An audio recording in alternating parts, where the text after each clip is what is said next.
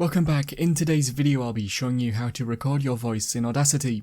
Remember to leave a like and feel free to subscribe if the video helps. Let's get into the method. It should be nice and simple to record your voice. Open Audacity and first make sure that your microphone is both connected and selected within Audacity. To do this, click on Audio Setup at the top and then hover over Recording Devices and then click on your microphone. Now all you need to do is click on the red recording icon when you are ready to start.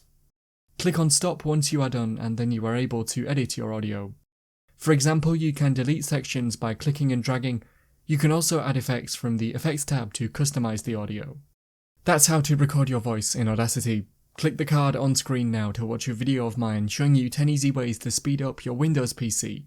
If you have any questions, then let me know in the comments below, and if you did find today's video helpful, remember to leave a like and feel free to subscribe for more tips in the future. Be sure to stick around to see some of my other videos that you might be interested in. Thanks so much for watching, and I will see you in another video.